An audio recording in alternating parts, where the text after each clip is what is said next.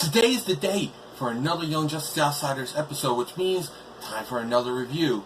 Cue the spoiler alert.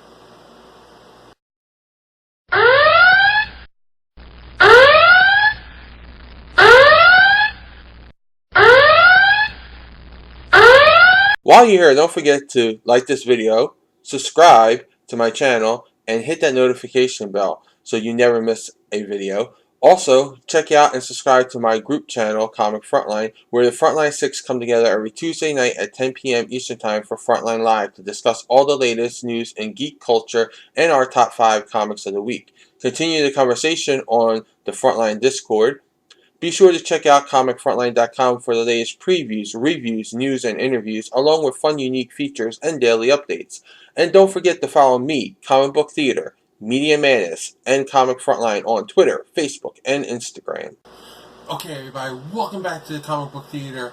I'm here, I'm Jay. I'm going to be doing a review for Season 1 of Young Justice Outsiders, Episode 17. And the title of this episode is First Impression.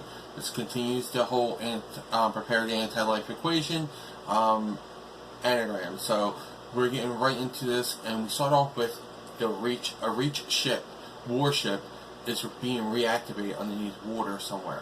So right away we know the Reach is going to be part of this episode somehow, some way, some form, but we don't know exactly how yet. Then we see Gar up on the watchtower is calling a meeting with the team and Caldor, and we have a new team. He wants to form this new team, which is what consists of Beast Boy, Wonder Girl, Kid Flash, Blue Beetle, Static, and Geo-Force. And they want to utilize social media, utilize the youth, make them a part of this whole movement, make it more than just we're here to protect you. It's more like, we want you to be active too, get up off your butts and do something, share stuff, start a revolution. That's what they want to do. And their thing is like, Caldor's like, oh, this sounds real cool, but I cannot approve this.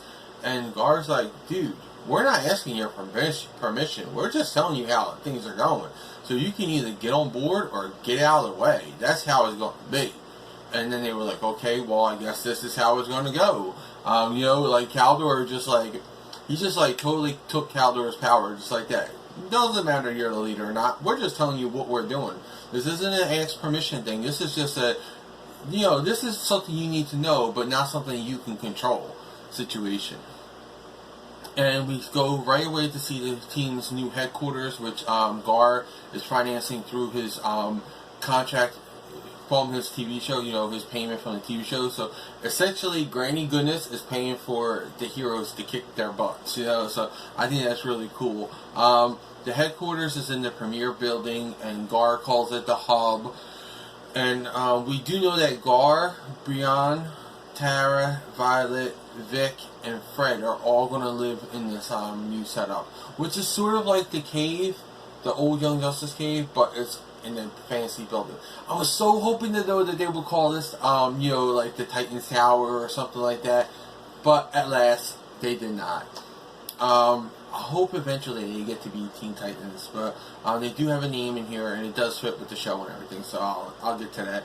And then, they're like, well, we're not going to let 6 teenagers live in here by themselves, and, Artemis is like, yes, some stuff could go on, makes this, little under-the-breath comment about, basically what Beast Boy and Miss Martian did in the cave, they weren't supervised and they were hooking up, Wally and Artemis started hooking up, when they were teenagers, and Dr. Helga Jace comes in and she says that she would be their den mother, which, again, I still don't trust the girl. And then we find out that Reach warbugs, the little ships, the little attacker ships, are attacking Brooklyn, Maine, and it's caught on social media. And right away, Caldor / Aquaman, it's so hard for me to call him Aquaman because he's still Aqualad and Caldor. I mean, Arthur's always going to be my Aquaman. But anyway, I digress. Arrives on the scene, and the trouble alert sounds, and Gar's team goes and they save the day. They take out these ships thanks to Blue Beetle's connection with the Reach technology and all that. Artemis says that she will miss Violet and Tara and wants one more sleepover. So at the HQ, they all, gather around. They have, they're going to have this little sleepover because they kind of miss each other, which I thought was really nice. And we start to see it actually affect Tara, which we'll see a little bit more actually later on in the episode. But we find out that the pilots of the Warbugs are actually people from Intergang, which is Whisper Adair, Scorpia Adair, and Cairo Defrey. And I like the little Scooby-Doo reference here when, they're caught, they're like, the Masters pulled off and we find out, oh, it's not Reach, it's the Intergang. And then they go, and we would have succeeded too if it wasn't for you, your teenagers, So I thought it was a nice little callback to Scooby-Doo, especially with the WB owning both properties. Nice touch there. I see what you did. And I approve. And then we have the News Girl Legion. So the 3 girls who have been filming it on their phones and all, they're being dubbed the News Girl Legion by the mayor. And one of them just happens to be the mayor's daughter, who is Tommy Tompkins. And if you don't know, Tommy Tompkins was a boy, and he was actually a member of the Newsboy Legion. So it's a nice callback to that, which I really like. I like those little callbacks. I like the modern update to them too. The mayor then has Gar's team arrested, and then a larger Reach ship attacks, and they're like, you know what? The mayor's like, we're not approving the Justice League to be here. We need, we're calling in the Air Force, and the Air Force comes, but they can't take out these ships, right? And Aquaman's like, my hands are tied, and Beast Boy's like, ours aren't. We're just cuffed. And he's like, you can cuff us again after we save your lives again. And they slip out, they break out the cuffs, all of them, and then they go and they take down the ship again, saving everybody. And then we go back to Leanne and them, and Leanne joins the girls in the little sleepover, and she's just scared because there's thunder and lightning, and it's like her first big thunderstorm. And we got the Violet. Also, this is like her first big one. So Artemis starts to take care of her, Violet, and tells Tara if she can hold Leanne. This is where we're seeing Tara, becoming emotionally conflicted. You see her still wanting to be a part of the Deathstroke's plan, but also at the same time she feels bonded. She's bonding to these people. And the sheriff, is told, we go back to Brooklyn, and the sheriff is told to, arrest them again. And he's like, I can't, because they didn't break any law. The law says that if you're doing more good than harm, you're not breaking the law. You're doing it to help people. You do, like, in other words, if you damage a building, but you save lives, the crime of damaging the building doesn't outweigh the good that you did by saving those lives. So the good deed goes before the damage, and he can't arrest them because they didn't break any law. Then Gar gives a speech on social media, and he tells them again, who they are, and he says they can get on board or they can get out of the way because they're here. They're coming. This is the new wave of heroism in the DC universe, and I really like that. I thought it was really nice to have the social activism, but done right. Like, this is what I would have liked Champions to have done with their social activism in the comic books. This is how you do it right, and what they're doing now in Champions too. But anyway, back to this. Then we see Tara actually contacting Deathstroke and telling that the Outsiders, which dubbed themselves, Gar dubbed themselves as the Outsiders, is a part of the Justice League. And then we go to Kaldor, Miss Martian, Nightwing, Batman, Wonder Woman, and Robin, the ones that we saw before, each representing a faction of the the teams, because we got Kaldor representing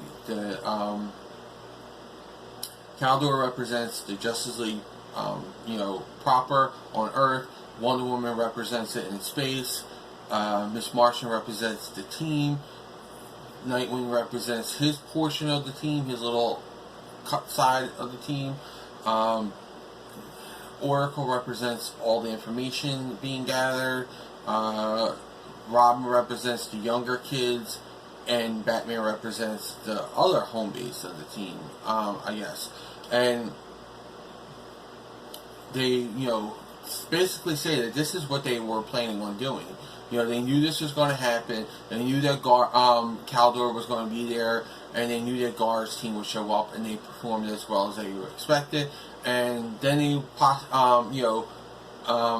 wonder, should Gar be brought into this? And Miss Martian's like, I don't think he's ready yet. And, you know, they all agree he's not ready yet. So, it's building up to be a really cool season so far.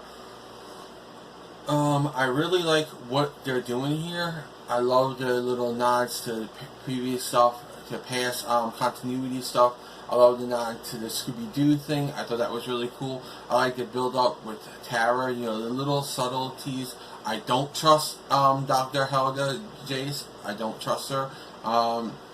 And I really like this little team. I was hoping, though, that they would be called the Teen Titans, but I understand because the show is called The Outsiders. Even though I always considered Nightwing's team to be that team, this team is actually called Outsiders, not Gar's team. So I like that. I think it's really cool. So overall, I'm going to give this 4.5 stars. Really like this episode. I thought it was a great addition to it. Can't wait to see next week's episode. And remember, now the episodes are going to be one episode a week. So each Tuesday I will be reviewing them when they air on Tuesdays. And the final episode, the final installment will be the final 3 episodes. So yeah, we got these all the way up until August, which I really love. I love that we're getting this weekly stuff. I think it's a better format because we get to talk about one episode, not 3 episodes, and get them all mixed and jumbled. So yeah, stay tuned for for more reviews. But before that, I want to know what you guys think about this episode in the comments below. Let me know what you think about. Do you like the team being called the Outsiders? Do you think it should have been another team like Teen Titans, especially with them being the younger teens and Nightwing's team being the Outsiders? That's how I thought it should have been.